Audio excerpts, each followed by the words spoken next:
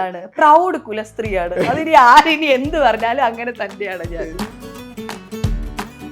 മികച്ച എവിക്ഷനുകളിലൊന്ന് bullet eviction ആയിരുന്നു. ഈ സീസണിൽ അത് മാറി പട്ടിക്കൂട് എവിക്ഷൻ ആയിട്ടും മികച്ച എവിക്ഷൻ എന്നാണോ താങ്കൾ വിലയിരുത്തുന്നത്, ഇല്ലെങ്കിൽ മികച്ച ട്രോൾ എവിക്ഷൻ എന്നാണ്? നമ്മളെടുത്ത് പട്ടിക്കൂടിനകത്ത് ഇരിക്കാൻ പറഞ്ഞാൽ നമ്മളെല്ലാരും പോയി പട്ടിക്കൂട്ടിലിരിക്കും അല്ലേ? ഇതിന്ന് ആരാണ് പോകുന്നത് എനിക്ക് വിസമ്മതിക്കാൻ പറ്റുമോ? ഞാൻ പോകുമ്പോ ഞാൻ ഈ ചെടി കൊണ്ടുപോകും. കിട്ടിയില്ല, ഇത് എനിക്ക് ആരെ ഏൽപ്പിക്കാൻ പോലും പറ്റിയില്ല. അതായിരുന്നു ഞാൻ ഇങ്ങനെ നോക്കിയിരുന്നത്. വിഷമിപ്പിച്ചോ ട്രോളുകൾ? വിഷമം ഉണ്ടാക്കിയെന്ന് വെച്ചാൽ വിഷമം ഉണ്ടായിട്ടുണ്ട്, പക്ഷെ എനിക്ക് അതൊന്നും അങ്ങനെ ബാധിക്കുന്ന ഒരാളല്ല. ലാലേട്ടൻ ആദ്യമേ കണ്ടപ്പോ ചോദിച്ചു, ലക്ഷ്മി എന്താണ് എങ്ങനെയാണ് വന്നത് എന്ന് ചോദിക്കുമ്പോ ഞാൻ എൻജോയ് ചെയ്യാൻ വന്ന 100 days തികയ്ക്കണം എന്നല്ലാതെ എനിക്ക് ഒരു ഇന്റൻഷനും ഉണ്ടായിരുന്നില്ല. ഈ പ്രാവശ്യത്തെ കോമ്പോസിനെ കുറിച്ചിട്ടൊക്കെ എന്തെങ്കിലും അഭിപ്രായങ്ങളുണ്ടോ? വൃത്തിയില്ലായ്മയെ കുറിച്ച് എനിക്ക് നല്ല അഭിപ്രായ വ്യത്യാസമുണ്ട്. നമ്മൾ കഴിക്കുന്ന പ്ലേറ്റ് വൃത്തിയാക്കി വെക്കുക, ഭക്ഷണ സാധനങ്ങൾ അടച്ചു വെക്കുക എന്നൊക്കെ പറയുന്നത് നമ്മൾ മൂക്ക് തുമ്മുമ്പോ അത് അടച്ചു വെക്കുക, കാലിലെ നഖം തിന്നാതിരിക്കുക, ഇതൊക്കെ ഞാൻ ഇത്ര വലിയ താത്വികമായിട്ട് സംഭവിക്കുന്ന ഞാൻ ചെയ്യുന്ന മണ്ടത്തരങ്ങൾക്ക് ലിസ്റ്റ് എടുത്താൽ തീരില്ലാത്ത മണ്ടത്തരങ്ങൾ ഞാൻ ചെയ്യുന്നത്. എന്നെ ട്രോളാൻ സത്യത്തിൽ എനിക്ക് പുറത്തുനിന്ന് ആരും വേണ്ട, എന്റെ മകളും എന്റെ ഭർത്താവും മാത്രം മതി. പരിപ്പ് കഴിച്ച് കഴിച്ച് മടുത്തു എന്റെ മകള്.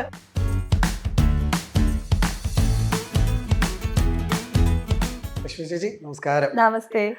എന്തൊക്കെയുണ്ട്? ഈ സിനിമ വീണ്ടും തിരക്കുകളിലേക്ക് പോവാണ്. ബിഗ് ബോസ് കണ്ട ആദ്യത്തെ റിലീസാ സർപ്രൈസിംഗ്ലി അല്ലേ? ആദ്യത്തെ റിലീസല്ല, രണ്ടാമത്തെ റിലീസാണ്. ആദ്യം ചെയ്തത് ഗാർഡിയൻ ഏഞ്ചൽ എന്ന് പറഞ്ഞൊരു സിനിമയാണ് റിലീസായത്. അത് വേറൊരു സ്റ്റൈൽ സിനിമ, ഇത് വേറൊരു സ്റ്റൈൽ സിനിമ. എങ്ങനെയുണ്ട് സിനിമയും മൊത്തത്തിലുള്ള കാര്യങ്ങളൊക്കെ? എന്ന് പറഞ്ഞു കഴിഞ്ഞാല് മഴ മനുഷ്യന്മാരുടെ ജീവിതത്തിനെ ഒരുപാട് സ്വാധീനിക്കുന്ന ഒരു കാര്യമാണല്ലേ. മഴയുടെ ഇമോഷൻസും ഓരോരുത്തർക്കും ഓരോ രീതിയിലായിരിക്കും അല്ലേ. ഇപ്പം ഒരു വീടില്ലാത്ത ഒരാൾക്ക് മഴ കാണുമ്പം പേടിയായിരിക്കും വരുന്നത്, അല്ലെങ്കിൽ ചോർച്ചയുള്ള വീട്ടിൽ താമസിക്കുന്ന ഒരാൾക്ക് മഴ ഭയങ്കര പേടിയായിരിക്കും വരുന്നത്. അയ്യോ എന്താവും എങ്ങനെയാവും എന്നുള്ളൊരു പേടി വരും. അതേസമയം നല്ലൊരു വീട്ടിൽ താമസിക്കുന്ന ഒരാൾക്ക് മഴ കാണുമ്പോൾ പ്രണയമായിരിക്കും ഉണ്ടാവുന്നത് അല്ലേ, അല്ലെങ്കിൽ വളരെ നൊസ്റ്റാൾജിയയിലേക്ക് അയാൾ പോകും. അപ്പോൾ എന്ന് പറയുന്ന പോലെ തന്നെ നമ്മുടെ അല്ലാത്ത നമ്മുടെ മനസ്സിനെ ഒരുപാട് സ്വാധീനിക്കുന്ന ഒരുപാട് ഘടകങ്ങൾ മഴയ്ക്കുണ്ട്. ഈ പ്രകൃതിയിലെ ഏതൊരു കാര്യമാണ് ഏറ്റവും കൂടുതൽ മനുഷ്യന്റെ മനസ്സുമായിട്ട് ചേർന്ന് നിൽക്കുന്നതെന്ന് ചോദിച്ചാൽ മഴയാണ്. അപ്പൊ ആ മഴയുടെ പശ്ചാത്തലത്തിലാണ് ഗിരീഷ് PC പാലം എന്ന് പറയുന്ന മൂവി അണിയിച്ചൊരുക്കിയിരിക്കുന്നത്. മാത്രല്ല ഈ എന്ന് പറയുന്ന എന്താണ് എല്ലാവരും ചോദിക്കും, എന്ന് പറയുന്ന എന്താണ്, എന്ന് പറഞ്ഞിട്ടൊരു ഇതെന്ന് ചോദിക്കും. ഈ ഴായ്ക്ക് മുന്നിലൊരു വാക്കില്ലാണ്ട് ഒരു അക്ഷരമില്ലാണ്ട് നിക്കാൻ പറ്റില്ല. ഇപ്പൊ പുഴ, വാഴ, മഴ, ഇഴ എന്നൊക്കെ പറഞ്ഞിട്ട് കുറെ ഉണ്ടാവുമല്ലോ. അതേസമയം അപ്പൊ ഈ എന്ന് പറയുന്ന ഒരു പവർഫുൾ വാക്കാണ് എന്നും. അപ്പൊ ഈ സിനിമയിൽ അതുപോലെ തന്നെ ക്രിസ്റ്റിക്ക് ഒരാളൊരു സപ്പോർട്ട് വേണം. അതുകൊണ്ടാണ് ക്രിസ്റ്റി നമ്മളുടെ ജീവിതത്തിലേക്ക് വരുന്നത്. ക്രിസ്റ്റി എന്ന് പറയുന്ന ക്യാരക്ടർ അവതരിപ്പിച്ചിരിക്കുന്ന മണികണ്ഠൻ ആചാര്യാണ്. മണികണ്ഠന്റെ ആ ക്യാരക്ടറിന് ഒരു വലിയ സപ്പോർട്ട് വേണം. ആ സപ്പോർട്ടാണ് ഞങ്ങളും ക്രിസ്റ്റിയുമാണ്. അപ്പൊ ആ ഴായുടെ പവർ, അതായത് ഈ എന്ന് പറയുന്ന ക്രിസ്റ്റിയുടെ പവറാണ് ശരിക്കും ആ എന്ന് പറയുന്ന അക്ഷരം കൊണ്ട് സൂചിപ്പിച്ചിരിക്കുന്നത്. ചേച്ചി ഇപ്പൊ ബിഗ് ബോസ് എന്ന് പറഞ്ഞല്ലോ, അത് വലിയൊരു റിസ്ക് തന്നെയായിരുന്നു ഒരു ആർട്ടിസ്റ്റിനെ സംബന്ധിച്ച്. കാരണം എങ്ങനെ വേണമെങ്കിലും നമുക്കവിടെ ഈ പറഞ്ഞ പോലെ എക്സ്പോസ്ഡ് ആവാം. അല്ലെങ്കിൽ ചേച്ചി അന്ന് എടുത്തൊരു വലിയ റിസ്ക് അല്ലേ കരിയറിൽ ഈ ബിഗ് ബോസ്? അങ്ങനെ തോന്നിയിട്ടുണ്ടോ ഒരിക്കലെങ്കിലും? അതിലെനിക്ക് പറയാനുള്ളത്, ലാലേട്ടൻ ആദ്യമേ കണ്ടപ്പോ ചോദിച്ചില്ലേ എന്തിനാ ലക്ഷ്മി എന്താണ് എങ്ങനെയാണ് വന്നത് എന്ന് ചോദിക്കുമ്പോ ഞാൻ എൻജോയ് ചെയ്യാൻ വന്ന എന്ന് പറഞ്ഞാലല്ലേ ലൈഫില് റിസ്ക് ആയിട്ടല്ല തോന്നിയത്. ഒരുപാട് എന്നെ പരുവപ്പെടുത്തിയ, എന്നെ പ്യൂരിഫൈ ചെയ്ത്, ഒരുപാട് എന്നെ മോൾഡ് ചെയ്ത ഒരുപാട് കാര്യങ്ങൾ, ഒരുപാട് ഘടകങ്ങൾ ബിഗ് ബോസ് എന്ന് പറഞ്ഞ ഷോയ്ക്കുണ്ട്. അതുകൊണ്ട് ഒരിക്കലും അതൊരു റിസ്ക് ആയിട്ട് എനിക്ക് തോന്നുന്നില്ല. പിന്നെ ചില റിസ്കുകളൊക്കെ എടുത്താലേ ജീവിതത്തിൽ ചില നേട്ടങ്ങളൊക്കെ ഉണ്ടാവുള്ളൂ അല്ലേ. അത് വളരെ വലിയൊരു എക്സ്പീരിയൻസ് ആണ് എന്നെ സംബന്ധിച്ച്. അതൊരു എന്താ പറയാ, നമ്മള് പുറത്തു നിന്ന് നോക്കുമ്പോൾ ഒരുപാട് പ്രശ്നങ്ങൾ കാണുന്നുണ്ട്, ഒരുപാട് കലുഷിതമാണ്, കരച്ചിലുണ്ട്, വഴക്ക്, ഇമോഷൻസ്, പൊട്ടിത്തെറി, ഇതെല്ലാം ഉണ്ടെങ്കിലും നിങ്ങളൊന്ന് ആലോചിച്ച് നോക്കിക്കേ, ഈ ലോകത്തിന്റെ ഏത് കോണിൽ പോയാലാണ് ഒറ്റയ്ക്ക് ഒരു 100 ദിവസം ജീവിക്കാൻ പറ്റാന്ന് ആലോചിച്ച് നോക്കിക്കേ. പറ്റുമോ? നമ്മൾ നമ്മളിപ്പോ ദുബായി പോയാലും അമേരിക്കയിൽ പോയാലും എവിടെ പോയാലും നമ്മളെ പിന്തുടരുന്ന ഫോൺ കോൾസ് ഉണ്ടാവും, ബാങ്കിൽ നിന്നുള്ള വിളികളുണ്ടാവും, അല്ലെങ്കിൽ പല ഈ എന്താ പറയാ സമൂഹത്തിൽ പല പ്രശ്നങ്ങളുണ്ടാവും, വേർപാട്, ആൾക്കാർ നമ്മുടെ പ്രിയപ്പെട്ടവർ മരിച്ചതിനെ കുറിച്ചുണ്ടാവും. ഇങ്ങനെ ഒരുപാട് ഒരുപാട് ഒരുപാട് ഓരോ ദിവസം പത്രം എടുത്ത് വായിക്കുമ്പോൾ തന്നെ നമുക്ക് സങ്കടങ്ങളായിട്ടുള്ള കാര്യങ്ങൾ. ഇതൊന്നും ഇല്ലാണ്ട് നമ്മുടെ ഇന്നർ സോളും നമ്മളും മാത്രമായിട്ടിരിക്കുന്ന 100 ദിവസം. അപ്പൊ അതൊരു ഭയങ്കര വലിയ സംഭവമാണ് എന്നെ സംബന്ധിച്ച്. അപ്പം നമ്മളുടെ ഒരു 6th സെൻസ് ഓപ്പൺ ആവും എന്നൊക്കെ പറയുന്നില്ലേ, അങ്ങനത്തെ ഒരു ധ്യാന അവസ്ഥയിൽ എനിക്ക് തോന്നി ആ ഒരു 100 days ഒക്കെ ആയിക്കഴിഞ്ഞപ്പോ എനിക്ക് തോന്നി ഇനി ഒരു 100 ദിവസം വേണമെങ്കിൽ എനിക്ക് ഇതിനെക്കാട്ടിലും ക്വയറ്റായിട്ട് ചില അത്രയും പ്രശ്നങ്ങൾ ഇതൊക്കെ പോയിട്ട് ഇതിനെല്ലാം ഹാൻഡിൽ ചെയ്യാൻ പറ്റുന്ന ഒരാളായിട്ട് നമുക്ക് ഇനി ഒരു 100 ദിവസം വേണമെങ്കിൽ ഇരിക്കാൻ പറ്റും എന്ന് തോന്നി. അപ്പൊ അതൊരു വലിയ കാര്യമായിട്ടാണ് ഞാൻ കരുതുന്നത്. അങ്ങനെ ഒരു അവസരം വന്നാൽ പോണം, ബോസ് വന്നാ പോണം, എൻജോയ് ചെയ്താൽ മതി നമ്മള്. അല്ല, എപ്പോഴും ചേച്ചി ഇപ്പൊ പറയണ വെച്ച് നോക്കുമ്പോ ഈ ഭയങ്കര സ്പിരിച്വൽ ആയിട്ട് സംസാരിച്ച ഒരു പോയിന്റ് ഉണ്ട്. ഇപ്പൊ നമ്മൾ നോക്കുകയാണെങ്കിൽ എങ്ങനെയാ ചേച്ചി ഈ സ്പിരിച്വാലിറ്റിനെ ഭയങ്കര മനസ്സിലാക്കിയ സമയങ്ങളാണ് ഈ കടന്നുപോയതൊക്കെ? തീർച്ചയായിട്ടും അത് എനിക്ക് നമ്മുടെ ജീവിതത്തിൽ ഓരോ പ്രശ്നങ്ങൾ വരുമ്പം നമ്മൾ വിചാരിക്കും ഈശ്വരന് നമ്മളെ വേണ്ട, ഈശ്വരൻ നമ്മളെ ഉപേക്ഷിച്ചു എന്ന് തോന്നും. അല്ല, ഈ പ്രശ്നങ്ങൾക്ക് പരിഹാരവും ഉണ്ടാവുന്നുണ്ടല്ലോ.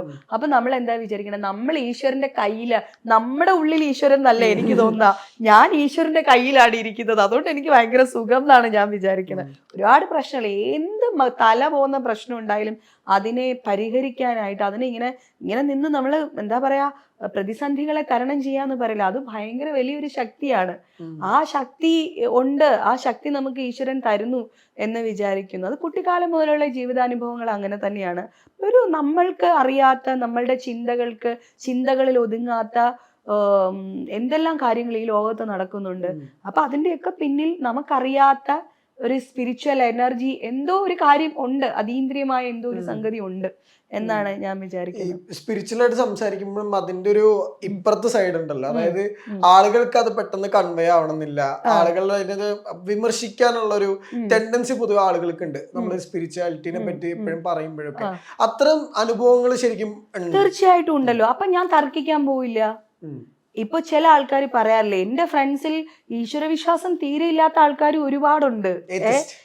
ഉണ്ട്, ഒരുപാട് പേരുണ്ട്, നിരീശ്വരവാദികൾ എന്ന് പറഞ്ഞിട്ട് ഒത്തിരി പേരുണ്ട്. അത് അവരുടെ ബിലീഫാണ്, അതിനെ എനിക്കെങ്ങനെ തകർക്കാൻ പറ്റുക? അപ്പൊ ഞാനിപ്പോ മാതാ അമൃതാനന്ദമയി ദേവിയുടെ ഭയങ്കര ഭക്തയാണ്. അതായത് അമ്മയെ ഞാൻ സ്വപ്നം കണ്ടിട്ട്, ഞാൻ കായംകുളത്താണ്, അമ്മയുള്ളത് വള്ളിക്കാവിലാണ്. ഓക്കെ, ഈ വള്ളിക്കാവും കായംകുളവും തമ്മിൽ വളരെ ചെറിയ ഡിസ്റ്റൻസേ ഉള്ളൂ. എന്നിട്ട് പോലും എൻ്റെ ഒരു 10-12 കൊല്ലം മുമ്പ് വരെ മാതാ അമൃതാനന്ദമയി എന്ന് പറയുന്ന ഒരാളിനെ കുറിച്ച് ഞാൻ ചിന്തിച്ചിട്ട് പോലും ഇല്ല. ഞാൻ അങ്ങോട്ട് പോവുകയോ ഒന്നും ചെയ്തിട്ടില്ല. പക്ഷെ അമ്മ ചെയ്തിട്ടുള്ള കുറെ കാര്യങ്ങൾ, മാതൃവാണി എൻ്റെ ഹസ്ബൻഡിന്റെ വീട്ടിൽ വരുത്തുമായിരുന്നു. അപ്പോ ഈ മാതൃവാണിയിലുള്ള കുറെ കാര്യങ്ങൾ, വാക്കുകളൊക്കെ നമ്മളെ സ്വാധീനിച്ചിട്ടുണ്ട്. പിന്നെ സുനാമി വന്നു കഴിഞ്ഞ സമയത്ത്, മോൻ ഓർമ്മയുണ്ടോന്ന് എനിക്ക് അറിയില്ല, മോനൊക്കെ തീരെ കുഞ്ഞായിരിക്കും, ആ സമയത്ത് ന്യൂസിൽ ഞാൻ ഒരുപാട് പ്രാവശ്യം കണ്ടിട്ടുണ്ട്. കടലിന്റെ മക്കളാണല്ലോ ഒരുപാട് പേര് സുനാമിയിൽ പെട്ടിട്ട് പോയത്. അപ്പൊ പാരന്റ്സ് നഷ്ടപ്പെട്ടിട്ടുള്ള കുഞ്ഞുങ്ങൾക്ക് വെള്ളം കാണുന്നത് തന്നെ പേടിയായി. കടലിൽ കളിച്ചു വളർന്ന കുഞ്ഞുങ്ങൾക്ക് കടൽ കാണുന്നത് തന്നെ പേടിയായി.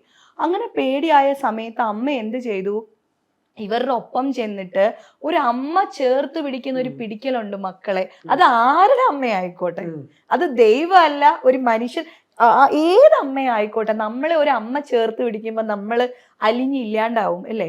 അങ്ങനെ ആ കുഞ്ഞുങ്ങളെ അമ്മ ചേർത്ത് പിടിച്ച് അമ്മ അവരെ പതുക്കെ പതുക്കെ, കുടിവെള്ളം കാണുന്നത് പോലും പേടിയായി പോയ കുഞ്ഞുങ്ങളെ അമ്മ വെള്ളത്തിലേക്ക് കൊണ്ടുപോയി അമ്മ അവർക്കൊപ്പം നീന്തി അവരെ സമാധാനിപ്പിച്ച കാഴ്ചകളുണ്ട്. അതുപോലെ അവിടുത്തെ സെപ്റ്റിക് ടാങ്ക് ബ്ലോക്ക് ആയ സമയത്ത് അമ്മയാണ് ആദ്യം ചാടി ഇറങ്ങുന്നത്. എൻ്റെ മക്കളുടെ ഈ അഴുക്കൊന്നും കോരുന്നതിന് എനിക്ക് യാതൊരു പ്രശ്നവും ഇല്ല എന്നും പറഞ്ഞ് ഏതൊരു സ്പിരിച്വൽ നേതാവാണ് അങ്ങനെ ഇറങ്ങി നമ്മളെ കാണിച്ചു തരുന്നത്? അപ്പോൾ അമ്മ ഇറങ്ങി ഈ ബക്കറ്റിൽ ഇതെല്ലാം കോരി വൃത്തിയാക്കിയ ഒരു അമ്മയുടെ പിക്ചർ ഞാൻ കണ്ടിട്ടുണ്ട്. ഇതൊക്കെ ഉണ്ട്, അത് ഉള്ളിൽ എവിടെയും ഉണ്ടെങ്കിലും എനിക്ക് അമ്മയായിട്ടൊരു കണക്ഷനോ കാര്യങ്ങളോ ഒന്നും ഉണ്ടായിരുന്നില്ല. പക്ഷെ 10-12 വർഷം മുമ്പ് ഞാൻ അമ്മയെ സ്വപ്നം കാണുകയും ആ സ്വപ്നത്തിൽ കണ്ടത് എന്താണോ അത് രണ്ടാമത്തെ ദിവസം എൻ്റെ ലൈഫിൽ അങ്ങനെ ഒരു ഇൻസിഡന്റ് സംഭവിക്കുകയും ചെയ്തു കഴിഞ്ഞപ്പോൾ ഞാൻ സറണ്ടർ ആയിപ്പോയി, അല്ലേ? അപ്പോൾ അമ്മ ചെയ്യുന്ന കാര്യങ്ങൾ, ഇപ്പം ഇൻസ്റ്റിറ്റ്യൂഷൻ എന്ന് പറഞ്ഞാൽ ഏത് ഇൻസ്റ്റിറ്റ്യൂഷനാണ് ഇന്ന് നമുക്ക് അവൈലബിൾ അല്ലാത്തത്? അമൃതാനന്ദമയി മഠത്തിന്റെ കീഴിൽ നമ്മൾ എഡ്യൂക്കേഷന് വേണ്ടിയിട്ട് ഒരു വിദേശ രാജ്യത്തിനെയും അപ്രോച്ച് ചെയ്യേണ്ട കാര്യമില്ല. നമുക്ക് ഇന്ന് അതെല്ലാം നമ്മുടെ ഇന്ത്യയിൽ തന്നെ അവൈലബിൾ ആണ്. അതുപോലെ മെഡിക്കൽ സയൻസ്, വൈദ്യശാസ്ത്രത്തെ ഇത്രയധികം ഡെവലപ്പ് ചെയ്തതിൽ എയിംസിനുള്ള പങ്ക് വളരെ വലുതാണ്, അല്ലേ? അപ്പം എത്രയോ റെയർ ആയിട്ടുള്ള ശസ്ത്രക്രിയകള്, കാര്യങ്ങൾ, ഇതൊക്കെ അവരൊക്കെ കൊണ്ടുവന്നിട്ടുള്ള ഒരു വലിയ മുന്നേറ്റമാണ്. പിന്നെ എത്രയോ ആൾക്കാർക്ക് ജീവനോപാധിയാണ്, എത്രയോ സ്റ്റാഫ് ഉണ്ട്, അല്ലാതെ എത്ര അശരണരായിട്ടുള്ള ആൾക്കാരെ സഹായിക്കുന്നുണ്ട്. സുനാമി പോലത്തെ ദുരന്തം വന്നു കഴിഞ്ഞപ്പോൾ എത്ര കുടുംബത്തിനെ ചേർത്ത് പിടിച്ചിട്ടുണ്ട്. ഇങ്ങനെയുള്ള എല്ലാ കാര്യങ്ങളും ചെയ്യുന്ന ആ പ്രസ്ഥാനത്തെയും ആ അമ്മയെയും സ്വന്തം അമ്മയ്ക്ക് ഒരു ഗ്ലാസ് വെള്ളം പോലും കൊടുക്കാത്ത ആൾക്കാർ ഇരുന്ന് വിമർശിക്കുമ്പോൾ നമുക്ക് ഭയങ്കര പുച്ഛം തോന്നും, അല്ലേ? ഭയങ്കര അങ്ങനെ അതിനെ കാണാൻ പറ്റുള്ളൂ.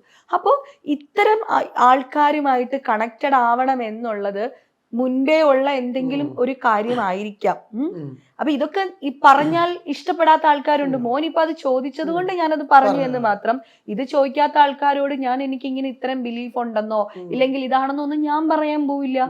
ഇപ്പൊ അമ്മയെ വിമർശിക്കുകയാണെങ്കിൽ ഞാൻ കൈയും കെട്ടി ആണല്ലേ, ഓഹോ എന്നും പറഞ്ഞിട്ട് ഞാനത് പറയാൻ ശ്രമിക്കും. പക്ഷെ എന്നിട്ട് നിങ്ങൾ അതിന് തയ്യാറാവുന്നില്ലെങ്കിൽ നിങ്ങൾക്കുള്ളത് നിങ്ങൾ ഓരോരുത്തർക്കും ഓരോ ഇതുണ്ടല്ലോ, അങ്ങനെ ആവട്ടെ എന്ന് പറഞ്ഞിട്ട് ഞാൻ കൈയും കെട്ടി ഇരിക്കാറേ ഉള്ളൂ.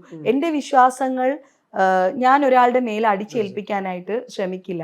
എന്റെ സൗഹൃദം എന്ന് പറയുന്നത് നിങ്ങളുടെ വിശ്വാസവും അവിശ്വാസവും ഒക്കെ കൂടെ ചേരുന്നതായിരിക്കണം എന്റെ സൗഹൃദം എന്നാണ് ഞാൻ വിചാരിക്കുന്നത്. സിനിമകളുടെ തെരഞ്ഞെടുപ്പുകളിൽ അത്തരം ഈ മൈൻഡ് പ്രോസസ്സുകളൊക്കെ ഹെൽപ്പ് ചെയ്യാറുണ്ട്?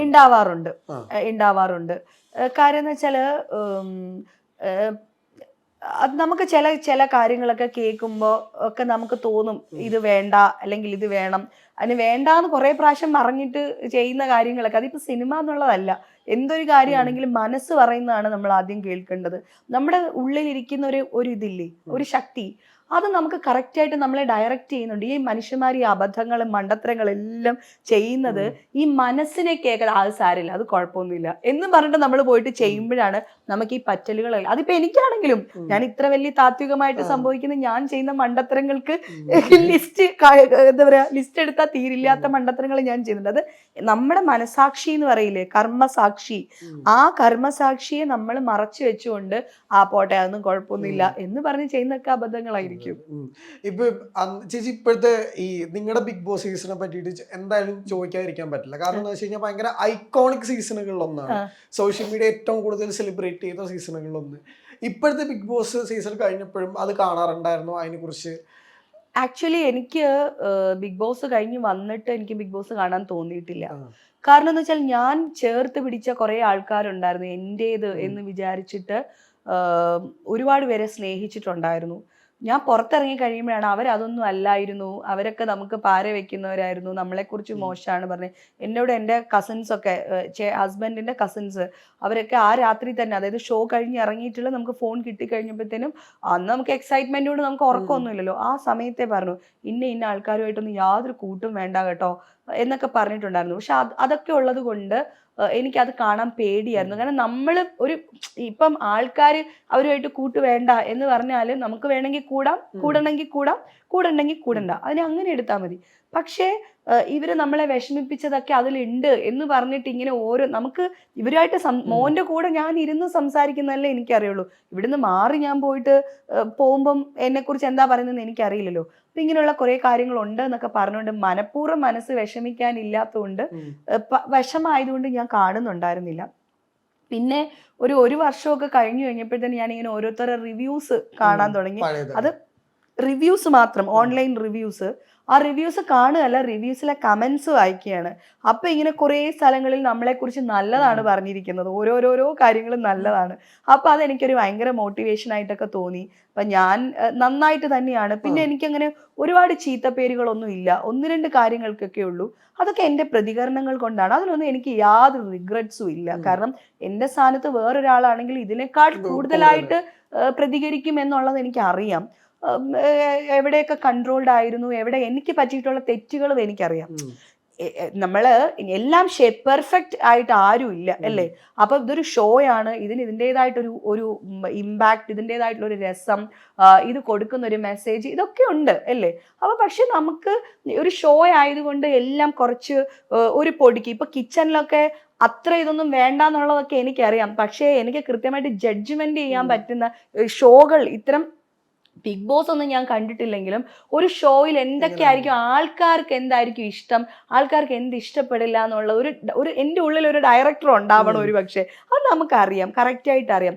അതുകൊണ്ടാണ് പ്രേക്ഷകരുടെ മനസ്സറിഞ്ഞ് നമുക്ക് ഉയരാനും താഴാനും ഈ കൊടുക്കൽ വാങ്ങലുകൾ നടത്താനൊക്കെ പറ്റുന്നത്. അപ്പൊ ഈ കിച്ചണിലൊക്കെ പോയിട്ട് കിച്ചണിലെ ചില കാര്യങ്ങളൊന്നും ഇത്ര വലുതാക്കണ്ടെന്ന് എനിക്കറിയാം. പക്ഷെ ഈ ബിഗ് ബോസ് എന്ന് പറയുന്ന ഷോയുടെ ഹൈലൈറ്റ് എന്ന് പറയുന്നത് നമ്മുടെ നിത്യജീവിതത്തിൽ ചെയ്യുന്ന ഒരു കാര്യം പോലും അത് കുറച്ച് ലൗഡ് ആവണം, എന്നാലേ ആ പ്രേക്ഷകന്റെ അറ്റൻഷൻ അതിലേക്ക് കൊണ്ടുവരേണ്ടത് എങ്ങനെയാണ് എന്നുള്ളത്. കുട്ടികള് കണ്ടിട്ടില്ലേ, കുട്ടികൾ എങ്ങനെയാണ്, അവർക്ക് അറ്റൻഷൻ സീക്കിങ്, അറ്റൻഷൻ കിട്ടുന്നിടം വരെ അവരിതൊക്കെ എന്ന് പറഞ്ഞതുപോലെ തന്നെ ആ അറ്റൻഷൻ എങ്ങനെ ഉണ്ടാക്കണം എന്നുള്ളത് ഒരു ഇതുണ്ട്. അതുകൊണ്ടാണ് നമ്മൾ ഈ ചെറിയ ചെറിയ കാര്യങ്ങൾ പോലും ഇത്ര ബൂസ്റ്റ് ആയത്. നമ്മുടെ വീട്ടിലാണെങ്കിൽ ആ ചപ്പാത്തി കരിഞ്ഞു പോയാ പോടെ, ചായക്ക് പഞ്ചസാര ഇല്ലേ, ഇല്ല, ഇപ്പൊ എന്ത് ചെയ്യാൻ പറ്റും, അയ്യോ ഇന്ന് പഞ്ചസാര ഇല്ല, സത്യത്തിൽ അതേ പറ്റുള്ളൂ. അല്ലാതെ എന്താ, ഇപ്പൊ ഈ ഒരു മനുഷ്യന് എത്ര പഞ്ചസാര കഴിക്കാൻ പറ്റും? 5 കിലോ പഞ്ചസാരയാണ് ആകെ റേഷൻ. ഈ റേഷൻ 5 കിലോയുടെ ഒരു മനുഷ്യന് ഒരാഴ്ച ഒരു മാസം തന്നാലും കഴിച്ചു തീർക്കാൻ പറ്റില്ല അല്ലെ. എല്ലാവരുടെ ഷെയർ ചെയ്തോ തീർന്നു പോയി, ഇപ്പൊ എന്ത് ചെയ്യാൻ പറ്റും? ഇത്രയേ ഉള്ളൂ നിത്യ ജീവിതത്തിൽ. പക്ഷെ അതൊരു വിഷയമാവുന്നത് ബിഗ് ബോസ് പോലത്തെ കാര്യത്തിലൊക്കെ വരുമ്പോഴാണ്. അതുകൊണ്ട് ഞാനത് റിവ്യൂസ് ഒക്കെ കണ്ടു. അപ്പൊ വീഡിയോ കണ്ടിട്ട് ഇപ്പൊ കൊറേ ഈ പ്രാവശ്യത്തെ മുമ്പ് വരെ ബിഗ് ബോസ് സീസണിലെ ഏറ്റവും ഈ പറഞ്ഞ മികച്ച എവിക്ഷനുകളിലൊന്ന് ബുള്ളറ്റ് എവിക്ഷൻ ആയിരുന്നു. ഈ സീസണിൽ അത് മാറി പട്ടിക്കൂട് എവിക്ഷൻ ആയിട്ടും വന്നിട്ടുണ്ടായിരുന്നു. മികച്ച എവിക്ഷൻ എന്നാണോ താങ്കൾ വിലയിരുത്തുന്നത്, ഇല്ലെങ്കിൽ മികച്ച ട്രോൾ എവിക്ഷൻ എന്നാണോ? അതൊരു ചേച്ചിയുടെ റിയാക്ഷൻ ഭയങ്കര, എന്തുകൊണ്ട് അങ്ങനെ റിയാക്ട് ചെയ്തതെന്ന് ആലോചിച്ചിട്ടുണ്ടോ? ഹോണസ്റ്റ് ആയതുകൊണ്ട് എനിക്ക് അങ്ങനെ തോന്നിയത്. ഓക്കെ, ഹോണസ്റ്റ് ആയതുകൊണ്ട് തന്നെയാണല്ലോ. ശരിക്കും പറഞ്ഞാലേ ആ ഒരു നമ്മളാണ് എവിക്റ്റഡ് ആവുന്നതെന്ന് നമുക്ക് അറിയില്ല. അറിയോ? ഇല്ല. ആരാണ് എവിക്റ്റഡ് ആവുന്നതെന്ന് ആർക്കറിയാം? ആർക്കും അറിയില്ല. ഇതിപ്പോ നമ്മളെടുത്ത് പട്ടിക്കൂടിനകത്ത് ഇരിക്കാൻ പറഞ്ഞാൽ നമ്മളെല്ലാരും പോയി പട്ടിക്കൂട്ടിലിരിക്കും അല്ലേ. ഇതിന്ന് ആരാണ് പോകുന്നത് എനിക്ക് വിസമ്മതിക്കാൻ പറ്റുമോ? ഞാൻ പട്ടിക്കൂടി കയറുന്നില്ല എന്ന് എനിക്ക് പറയാൻ പറ്റുമോ? പറയാൻ പറ്റില്ല.